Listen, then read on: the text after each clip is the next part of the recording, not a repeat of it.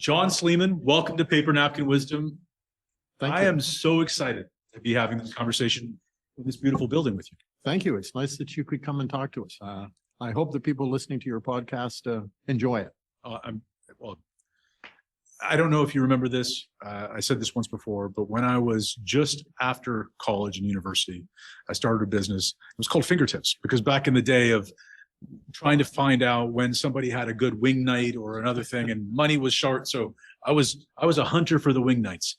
And a friend of mine and I, Matt Fox, we came down to Guelph with this idea that we were going to start this magazine called Fingertips. And what better sponsor for our magazine than Sleeman Brewing Company? Wow. So I came down and cold called Sleeman Company with Matt, and you agreed to sponsor the magazine.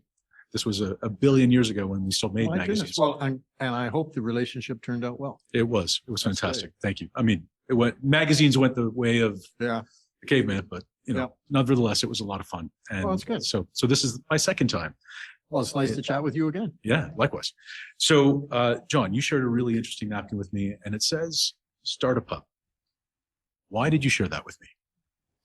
Well, as we were chatting before the start of the podcast, I realized in my late teens that I was almost unemployable, because I would get a job and I wouldn't keep it very long, because I would always be telling my bosses how I thought they could do things better. And I guess looking back, I shouldn't be surprised that they lost their patience with me. So I guess one of my first napkin moments was, you're not really going to be happy if you don't work for yourself. So I was living in England when this particular thing happened, and I was sitting in a pub with my father-in-law enjoying a beer.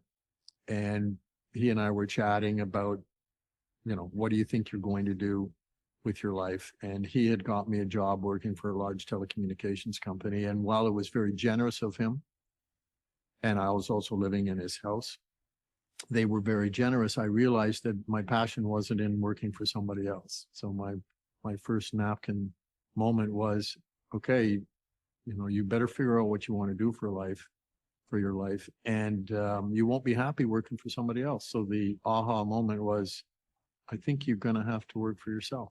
Okay. If you're going to work for yourself, what are you going to do? And sitting in a pub enjoying the beer, I thought, well, I guess I could be a baker or something else, but I love being a pub owner. I love drinking in pubs. So I thought, well, kind of hard to make money if you're on that side of the bar buying the beer all the time. It's better if you're on this side taking the money. You're still relatively sober. You're seeing people having a good time. So I thought, I'm going to be a pub owner and spend my life in beverage alcohol. It's amazing. So sitting there in England, you decide that you want to start a pub. Yeah. What's the first step? And here's the thing. I mean, one of the businesses that I remember being told very early on never to start was the pub business. And a friend of mine once used to say, here, I've got a great idea for your pub business. Let's go out to a field. We'll take a hole, dig a big hole, take all your money, put it in the hole, and we'll bury it and never walk back there again. You'll have as much fun. You know what? I've heard variations of that story. And as I look back on my business life, there have been some holes I've dumped an awful lot of money into.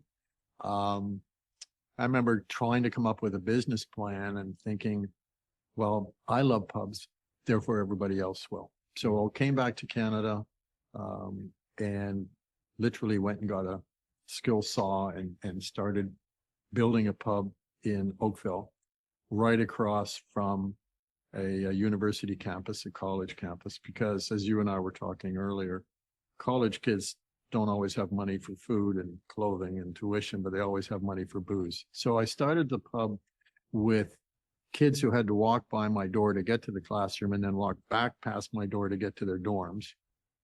And it wasn't very long before people came in and said, man, I love this pub, but wouldn't it be great if we could get a pint of real English beer? And I thought, my customers are telling me that I could differentiate myself from the pub down the street. So I thought about what would it take to get the pub up and running? What would it take to keep it successful? What would it take to set myself apart from every other guy who, as you say, opens a pub and then just pours money down a hole?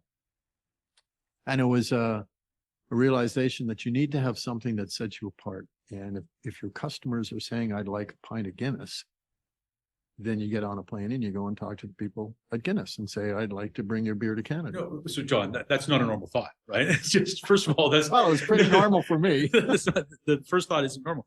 But the other part of it that I think is really interesting about your story, and we've had the benefit of having some side conversations leading into this, but you were in conversation with your customers and you were able to hear the feedback that they were giving you, right? Very often, I think. But isn't that what entrepreneurs do? Yeah, I think we try to, we think we are, but we're not really listening. I think we don't harvest useful information. We take it as criticism, right? Oh, I'd like your pub better if you sold English beers. Well, what's wrong with my beer, right? I mean, and sometimes people. But I've always tried to base my potential success on listening to what people tell me will make me a success. Now you have to weed out all the crazies because there are a bunch of people, but if someone's going to say to me, I will come to your pub more often if you have draft Guinness. I don't have my own beer. Why wouldn't I bring you something that will bring you to my pub and I can sell it for a profit and keep the doors open? So to me, there's pride of origin relates to the idea. But, as you and I were saying before, the road to success isn't always straight. And so in my opinion, one of the keys is listening to all of the feedback and deciding, do I want to go way off over here or do I want to take a slight detour and maybe bring in some other people's good ideas? And so when we started the pub, when I started the pub, customers said, yeah, I can get Whitbread in a can or a bottle, and I can get Heineken in a bottle. I can get Guinness in a bottle, but it's not the same. Okay, what's the cost? Costs an airfare. And at the time, Freddie Laker was running $99 flights from New York to London, and People Express was running $29 flights from Buffalo to New York. So for $128, I got to London and I slept on the floor of my sister-in-law's flat and I just walked around and knocked on doors. And I said, hi, I'm John Sleeman from Canada. I'd like to import your beer and cakes. Oh, we've never done that before. Okay, so let's talk about it. So over the 5 days I was there, I signed up for Britain's largest breweries. And it wasn't, it was really simple. I just walked in and I said, I'd like to help you make more money in a market you're not in right now. And they said, yeah, okay. If, and Cooper, our family, Cooper, Quinn, everybody's heard me say this. You don't ask, you don't get. What's the worst thing that they can say? No, but they might say yes. And maybe it's yes with some strings. So you work around it. So it was a case of listening to my consumers telling me how to be more successful. You don't have to be a rocket scientist to listen to people. Right. So you listen to people, but the other part that I think is really unusual about it is you got on a plane and went face to face. You didn't sit there and scribble out a bunch of letters. You cold called them. You actually knocked on the door, kind of like my little story. But you know why I did it is because my experience even then was if I could get myself across from somebody, I could read their body language. Like you can tell pretty quickly when your idea is not going to fly or you're just irritating them. But you do have to be there. You will see their reaction and you should be able to get a good feel when you leave about whether this is going to work or it's not. If I send you a letter, you could maybe not even read it or say to your secretary, oh yeah, say thanks, but no thanks. If I've made the effort to go from Toronto to New York to London to your office, and I've asked for 15 minutes, I'm going, hey man, I've come all this way. Can you give me 15 minutes? And it's not about making people feel guilty. It's about making them realize you're friggin' serious. And that was important. It was incredibly important because I think to your question, to your point, if I had sent a letter to Guinness, they would have said, oh, here's another crackpot. Right. But I went there with a plan. Here's how I'm going to sell your product. Well, guess what? I'm not going to pay your bills. The LCBO is going to pay your bills. So your receivable is golden. It's the government. Oh, so I don't have to worry about some kid not paying me? I said, no. So, before you go in for those meetings, you kind of guess, what is this person going to bring up as an objection? Well, how do I know I'm going to get my kegs back? Well, I'm going to work with the government to pay you, and then with the government's help, we'll send you your kegs back. So I believe in being very prepared. Because in my life, there have been times I haven't been prepared and it's come back to bite me and I feel like an idiot. So I try and think, you can ask people in my family, I've got, okay, scenario number 1 is X. Well, what if that doesn't happen? What's scenario number 2? And what's scenario number 3? And one of the good things about working in Guelph and living in Oakville is I spend an hour and a bit every day each way in the car. Okay, I'm thinking about potential scenarios. Whether it's how am I dealing with government issues or cross-border issues or supplier issues or employee issues or taxation issues. It's about the only good thing about spending time in the car. Right. There's a lot that you just shared. That skill of being able to read people, right? We talked about being unemployable earlier on, and I think that was a cute quip. But the reality is that you honed those skills somewhere, right? You honed the skills of being able to read people, talk to people, and work with people. Was that just in the pub, in your own pub, or was that before, or what? Like, how did you leverage your skill set? I was taught from 5 years old to speak in front of people. My parents were very religious, and part of that religious upbringing was you're going to knock on doors, you're going to talk to people, you're going to read them, you're going to figure out at 7 years old how to overcome their objections. On Tuesdays and Thursdays and Sundays, you're going to get up in front of 100 people and give speeches, and then you're going to do Q&A afterwards, and they are going to teach you how to deal with the public. And so my parents and I didn't agree when I was 16. I thought, this is not for me. And so I dropped out of school and ran away from home. But the fact that they got me from 5 years old to 16 years old, teaching me how to put myself in public circumstances, listen to what people are saying, watch how they react, think as they're saying, if there's an objection, what is it they need out of this for you to get what you need? It can't be win-lose. It needs to be win-win, which is usually compromise in the middle sometimes. Mm-hmm. And so my comfort from the age of 16 or 17 to now, being with people is, first of all, don't put on something you're not. Be who you are. Don't put yourself in situations where you're not prepared and you're going to look like a fool. So do your homework. Treat people with respect. And I must admit that over the years, a lot of where I am today was trial and error. And I will have made mistakes reading people and thought everything was going well, only to discover I misread them. So, okay, what did I do wrong? How do I fix that next time? So you brought a decade or more of experience working with people to that cold call. Yes. And I think that when people hear about, oh, I was 20 and I didn't do this and I didn't do that, but I just went there, they'll think it was willy-nilly, but it wasn't. There was a lot of preparation that went into it. Yeah. And let me also ask, because a recent napkin from one of my mentors, a man by the name of Warren Rustin, was, when you ask a commitment question, be prepared to be silent and wait for the answer. And there's a lot of that in this too, the preparation to be silent and wait for the answer, to create the right commitment question. Yeah. Right. And that's hard for me because I get on a mission and I don't understand why it's going to take you 2 weeks to give me an answer. And Cooper and I work together, well, also Quinn, but Cooper particularly as the guy who's more or less running the commercial side of our business. I'll say, so what's happening with this supplier or this retailer or this government agency? And he will now say to me, Dad, I got this. And I'm going, well, have they given you an answer yet?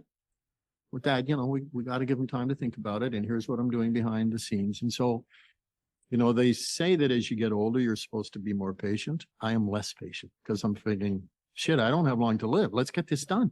Mm. Yeah.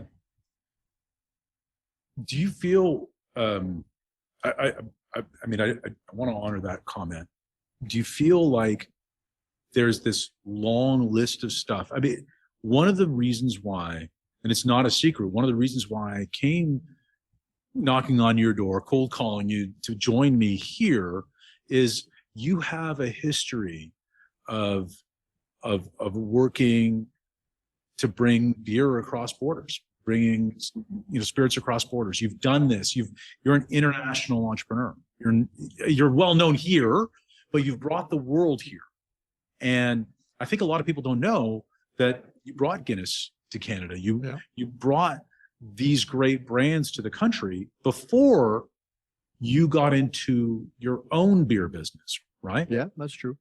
So I think in that experience, you've seen a lot of different things. You've seen a lot of changes in the way we think about trade and those challenges. So do you feel like a greater call to action today than you've had in the past? Or is it different?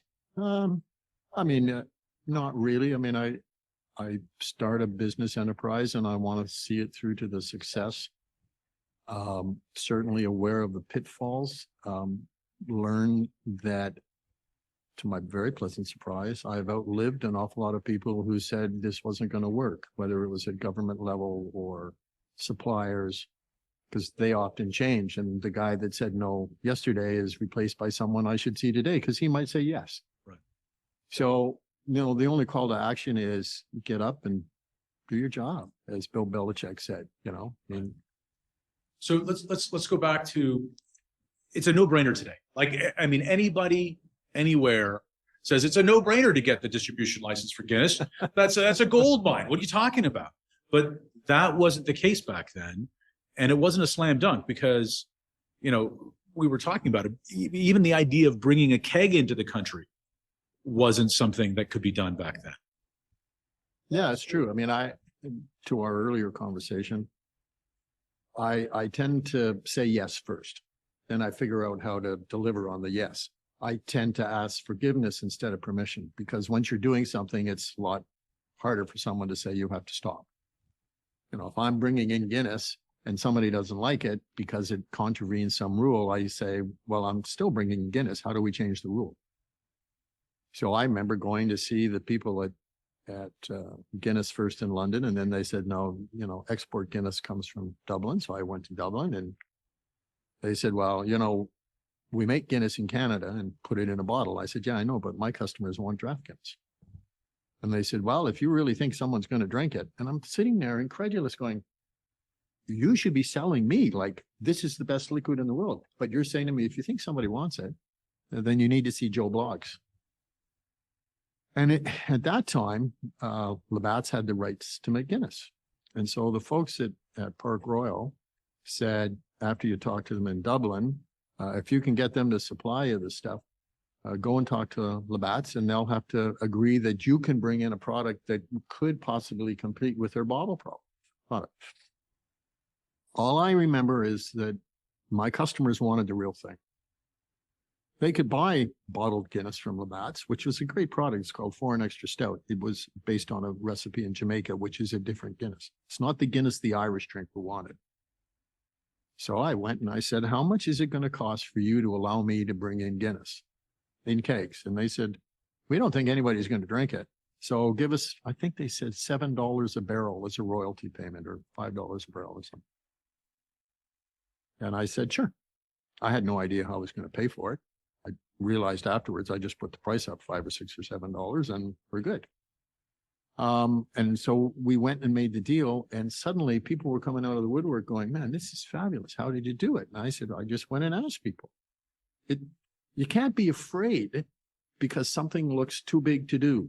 You can't be afraid because you think someone's going to say no. Yeah. If you're an entrepreneur or a business person, you kind of set a goal. Are you determined to get there? Are you going to let people say no and throw you off, or you're going to get it done? I remember talking to the boys when they were teenagers about the idea of being your own boss and running your own companies and all the problems that come up every bloody day. And I said, listen, imagine that you got a girlfriend in Ottawa and you live in Oakville, where we live, and you want to see her this weekend. You would normally get in one of our cars and you drive up the 401. But what if the 401's closed? Are you going to stay home? Or are you going to take Highway 7? Are you going to do something different? You know, is your end goal still to get to Ottawa? Is your end goal still to bring Guinness? Is your end goal still to have a brewery and a distillery? Well, then you can't let little stuff get in the way. I love that. Little stuff. So yes, you said say yes first and figure out how to deliver on the yes. Yeah. Right? And I know that integrity is really important to you. Right? Yeah. And when we were talking earlier on, you talked a lot about integrity and how important it was to you. And you also said just now, forgiveness rather than permission. Now, some people Absolutely. would say that those things are contradictory. They'd say, Oh. oh no, how could you have integrity when you're asking for forgiveness? What would you say to that? What are you thinking? Well, I've never had anybody say it that way to me. I suppose they are contradictory. I don't know. I just know I want to get someplace. And if someone's keeping me from getting there, I'm not going to kill somebody in a holdup, but it's a transgression level. Like, if you're going to do something wrong and ask for forgiveness, what's the worst thing that can happen? You're going to end up in jail. Well, then you probably shouldn't take that chance. Are you going to drive too fast down the road and have your radar detector taken away? Well, I'm late for a meeting, so I have my radar detector. You know, there's a balance. Right. And I think that what you're also saying is it's about delivery. It's about figuring out how to get there. Yeah. And you might have to apologize for taking a little bit longer or taking a different route or not asking for permission for the route, but you got there. And I think that's part of it. But to be fair, I can't be the only person you've ever interviewed who doesn't think that way. Because if we all wait to get permission, we'll never get any bloody thing done at all. No, you can't, you have to act. And I think that there's this gut check that we all do, right? And we talked about this. I think one of the things that we do really well as entrepreneurs, when we're in that right zone, when we know it's something good, is we see a vision and we take that first step really quickly. Yeah. We might not understand, there's a lot of faith in that step, right? Because we don't know how many more steps it's going to take. We don't know anything about it, but we take that first step really quickly. And you took that first step really quickly. And that first step was getting on a plane, getting to England, sleeping on the floor while cold calling like the biggest breweries in the world. When I was in my teens, I used to race cars. And I didn't have enough money for my own car. So a friend of mine, we kind of co-owned this little Mini Cooper S. And I don't know whether he came up with it or I did. I don't think I can't take credit for it. But he had, in those days, you get a little piece of plastic and you'd run it through a machine and you would type letters on it. And then you would peel the thing back and put it there. So over the speedometer, I put, he who hesitates is lost. You want to wait, then the guy behind you is going to pass you. Right. Or do you see an opening? You better move quickly because it may not ever open again. And that has been my philosophy with some moderation in business. Now you do have to do some prep work. As I said, you do have to be prepared. But if society is going to present you or the world is going to present you a unique opportunity, you better, I can't say anything in front of Monica, but you better have whatever it takes to get the job done. Yeah. And take a risk and do it now. And I think there's a lot of, you've got to also take all of your skills, all of them, and use them in that moment. Like set up the situation around your skill set. And you did that by getting face to face because you knew that if you were face to face with somebody, you could read them. Mm-hmm. You could meet them where they are. You could talk to them. You could feel that out. So when you had that, right, when you brought that back, you brought the deal back to Canada, right? And you had this idea. Now you've got Guinness coming in. Now you've got kegs of the greatest beers in the world that are going to come in, right? Yeah. Piece of cake. You'll start selling them, right? Should have been easy. It wasn't quite. Place your order here. You're standing there with the taking orders. Yeah. Well, you see, sometimes naivety is advantageous. I came back and I was, as I said, in the first 5 days of being in London, I signed up most of the big British brewers. And then I went to the LCBO and introduced myself as, hi, I'm the new guy who's going to import draft beer. And the gentleman in charge of the LCBO was a very nice man, but he said, this isn't going to work. And I said, why? I'm the agent. We have a problem. And he looked at me very kindly and said, no, we don't have a problem. You have a problem. What you're trying to do is illegal. And I said, well, we got to fix this because I just told these people I'm going to import beer. And I remember saying to him, his name was Jacques Coulard, and I said to him, well, can you show me the rules that we're going to have to change? And he said, what makes you think you can change the rules? I said, well, I'm going to present you with a deal. Kind of looks at me like, I'm a bureaucrat. You know, I don't care about deals. But what's the deal? I said, well, you say it's not done now. It's impossible to do it. Why is that? Well, all we know how to do is import bottles and cans. We don't know how to import kegs. I said, okay, Mr. Coulard, here's the deal. I'll figure out how to bring the kegs in. I'll do all the ordering of the shipping containers. I'll go out and get the customers. I'll import the equipment to pump the products. I'll clean the lines. I'll send the kegs back, the empty kegs back to the suppliers in Europe. And you'll get 80% of the revenue and I'll keep 20. So I'll do all the work and you'll get 80 points. I said, does that make it easier for you to go back to the people at your head office at the LCBO and go, we're going to do nothing and we're going to make more money. And we're not going to cannibalize any other business because we don't really have much business. It's newfound money. And this idiot says he's going to take the risk and do all the work. So, you know, you walk in and you go, if he's going to say no, why? What is it that's preventing him? Right. How do I take that away as an objection? Oh, well, we don't know how to do it. Great. I'll figure that out. Wow. You know, we need money. Great. I'll figure out how you do nothing, but you get 80% of the money. And then I went across the country and made the same kind of deal with every province except Quebec. Quebec was more challenging. But we eventually found a way to do it in Quebec. So it's like you said, you read the audience. What are they objecting to? Usually it's people don't like change. They don't like work and they sure as hell don't want to lose money. Well, if you can address those things, you don't have to work and I'm going to give you money. Right. And you really don't have to change because I'll do all the paperwork. All you got to do is take the money. I'll give you the money anytime I sell a keg of Guinness or a keg of Heineken or Pabst Blue Ribbon or Watney's Red Barrel or Tennant's Lager, Smithwick's, any of these brands. You just sit there and the checks are going to come in. Yeah. So it's actually pretty simple. It's pretty easy, right? But it's easy when you focus on the important things. Then you're just solving for those problems, right? You're solving for the fact that people don't like change. And let's talk about these points, right? You said them. People don't like to change. People are afraid of work. Generally, I mean, you didn't say it in that way, but I think they're afraid of work because they're afraid of putting a lot of effort in and failing. Absolutely. And when they fail, they're to blame. They're right? probably more afraid of failure than work. But right. Anyway, I didn't mean to interrupt. Yeah. No. But that's a good addition, right? So they're afraid of that, and they're in addition to that, they're worried about how much this is going to cost. What and I say that I used to say this often, because I've done a lot of business across the border in US and Canada. And I say the difference between our countries is the intonation of the same words in exactly the same sentence, but the tone of voice is different. Yeah. Americans say, what do I have to lose?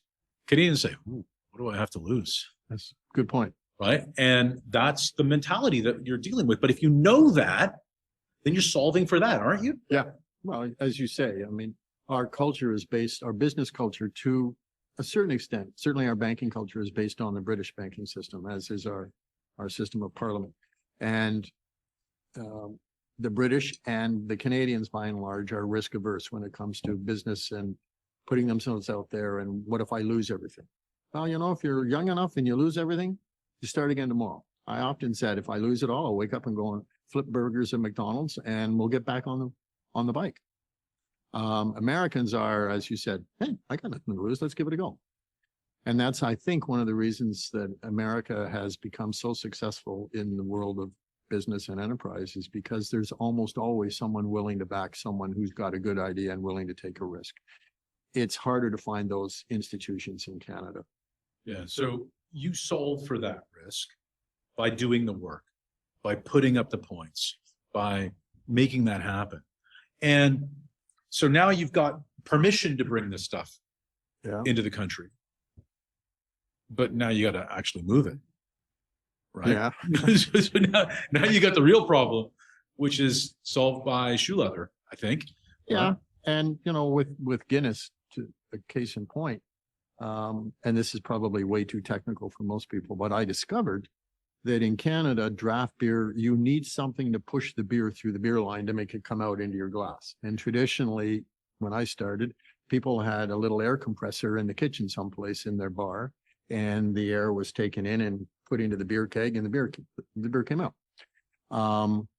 Guinness, if you do that, you end up with a glass full of foam. So part of the things that the Guinness folks said to me is, we're not going to have a bad pint of Guinness. We're going to send people out to Canada, and we're going to see if you know what you're doing. And I said, I'm all ears. What do I need to do? Well, they said, well, you got to get a special gas to pump Guinness.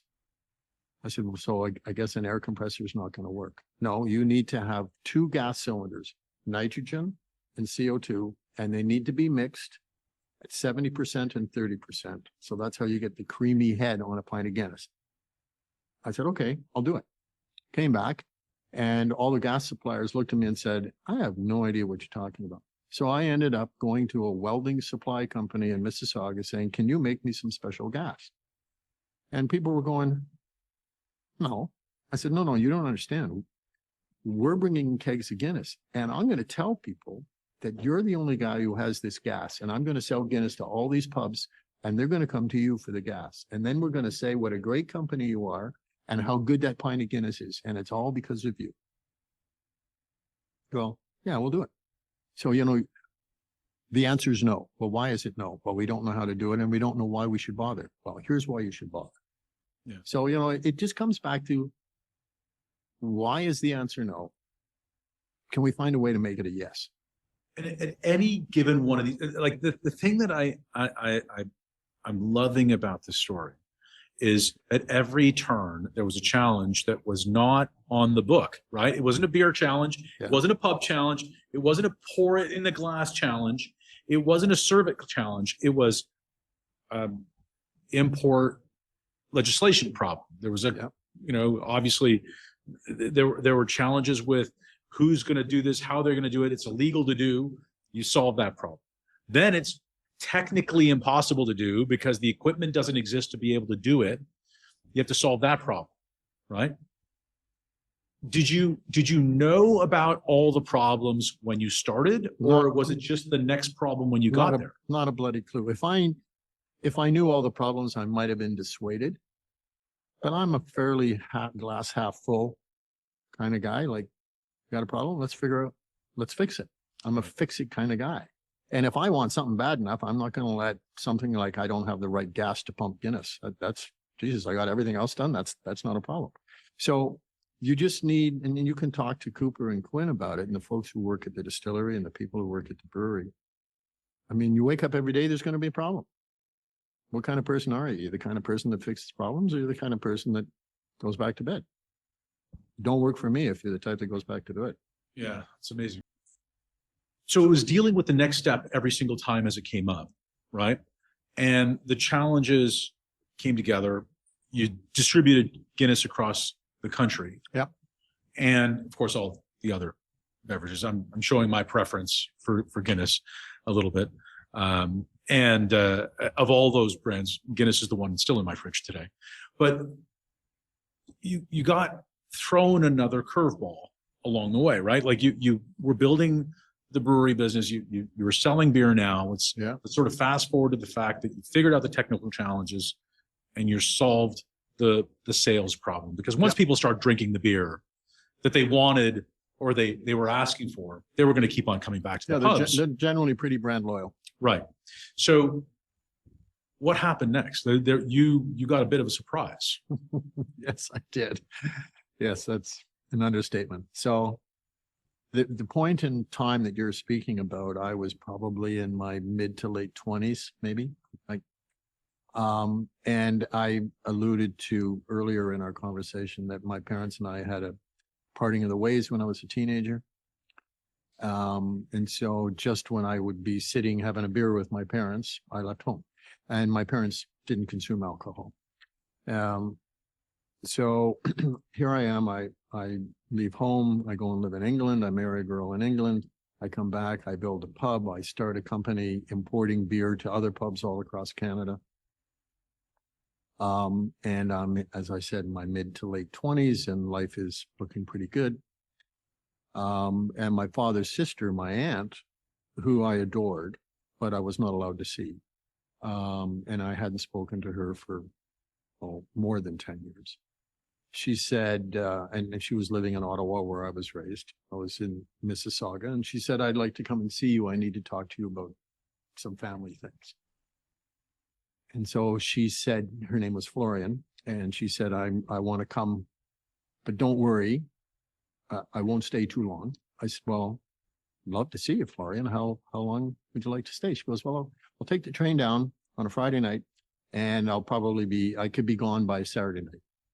And I assumed the worst, like your father's dying of cancer and you're not talking. So anyway, so I'm prepared for a very unpleasant weekend. And she comes in and she sits down in our living room and she says, tell me about what you do again. You're in the beer business. And so I tell her about the pub, and I tell her about the imported beer company, which I didn't name after myself. I wanted people to know the brand. So it wasn't the Sleeman import something. It was the imported beer company. Keep it simple. It was called Tibco. And what featured were the Heinekens and the Guinnesses and all of the products, because that was what people bought. She said, you're in the beer business and I hear you have some big brands. I said, yeah, that's true. And she said, well, no one's going to tell you this, but I need to tell you about your family heritage. And I said, well, I know my dad was in the Second World War, and then he worked for the telephone company, and I don't really know anything else. And as you know, I ran away when I was 16, so I have no idea what you're talking about. So I don't know if this is the appropriate time, but I'd be happy to show this. I don't know if it's going to show up on camera, but she said, I have something to show you. So she reached into her purse and she brought this out, and she said, and there's something else. And I said, I have no idea what's going on here. So for people listening to the podcast, John has pulled out a beautiful old book. It says record on it. Yeah. And a bottle with the name Sleeman on it. Yeah. So what was going to be, in her opinion, a 24-hour stay turned into, she was still there Monday, thankfully. And she told me everything about the family history. We were pirates in Cornwall, England in the 1700s, although she said pirates were the people that were in the Caribbean killing people. So our family were called privateers. And because our family lived along the coast of Cornwall in the 16 and 1700s, and apparently at that time in history, the English were fighting with everybody, with their navy. So they weren't happy with the Dutch or the French or, the Portuguese or the Spanish. And so the monarchs at the time would encourage people who lived along the shores to hang lanterns at night so that the sailing ships would, if in bad weather, they'd go, well, there's a safe harbor, and except it was just a cliff. So they would sail straight into the cliff. And my ancestors used to row out and steal everything. And much like my deal with the LCBO, the deal they had was 80% goes to the crown and they could keep 20. And so and she's telling me this. So the Sleemans were privateers and they made a lot of money. And then the British crown started making peace deals with everybody but the French. And so our family was told, okay, you can't do that stuff anymore because we now like them. And I guess our family had amassed enough money that they decided to stay on land and open a bunch of pubs and inns. And we think vertical integration is something that we thought up, but back in the 17 and 1800s, my ancestors said, wait a minute, if we own the pubs, why are we buying someone else's beer? So we got into the brewery business. So we had breweries that supplied our pubs in Cornwall. And then in 1834, my great-great-grandfather said, well, this seems to be working. Why don't we try and see if it'll work in Canada? So he sailed to Canada, settled near St. Catharines. For those of you listening who don't know where that is, it's kind of near Niagara Falls. And continued their brewing there. We found out later they also opened a distillery, and they stayed in that area until the water started getting polluted in their well from the American Industrial Revolution across the river. So they came to Guelph where the water was better and continued brewing here right until up to and through Prohibition. And Florian's telling me all this, and she says, and then, you know, we got caught smuggling to Al Capone in 1933, and the Canada Customs and Excise took away our license. And I'm just sitting there going, you gotta be kidding me. She said, yeah, we had 2 breweries in Guelph. We were as big as Molson, as big as Labatt, as big as Carling. When we got caught, what we used to do is have 3 nights a week, we'd have local farmers come to the brewery after dark, and we'd give them a load of beer in unmarked bottles, not these, and then put a tarpaulin, and then those farmers would drive to Windsor, paying off people all the way down, and then the customs guy would stamp a B13, which is a form that Canada Customs still uses for exporting products, and they'd write on their Cuba, and everybody would watch it sail across to Cuba, which was actually Al Capone's warehouses were run by the Purple Gang on the American side of the Detroit River. And then the other 3 nights of the week, we'd have local coal merchants do the same thing, but they'd take their coal and our beer to Buffalo, do the same thing. So I guess one night and this went on for years, 10 or 15, no, not 15, 12 years. And so I guess one night in 1933, the customs people who knew where we were smuggling and gave us plenty of opportunity to pay a fine, and they'd look the other way. My ancestors were stupidly rather greedy, and they wanted to keep all the money instead of just, okay, how about you keep 85 cents on the dollar and give the government 15 and you'll be protected. Mm-hmm. Our family was stupid. They kept the 15 cents and eventually they got caught. And the night of this roadblock, the farmers, you know, the cops pulled the tarpaulin back, and there's all the beer, and it wasn't marked. So they said, what is this? Where's this beer from? Oh, we don't know. And the customs guy said, well, we're going to get in the farm truck with you, and we're going to drive to your farm, and in front of your wife and children, we'll seize your farm. At which point all the farmers said, well, it's Sleeman beer. So they turned us in. And part of the deal was, according to my Aunt Florian, her dad, who was working in the business at the time, was told, you will lose your license, your excise license. That's the first thing you get when you want to make alcohol in this country is an excise license from the federal government. Everything else falls after that. And you will lose your right for an excise license for 1 generation. Apparently, the next question was, how long is a generation? And someone said 50 years. This was 1933. So I've been in the beer business for many years by the time Florian comes to see me. And she says, so it's now 1984. I've waited 51 years. I've been waiting to give somebody this book for 50 years. And I've been waiting to give somebody this original bottle of Sleeman beer for 50 years. It's now 51 years. Here you go. You're in the beer business. I think you should build the brewery.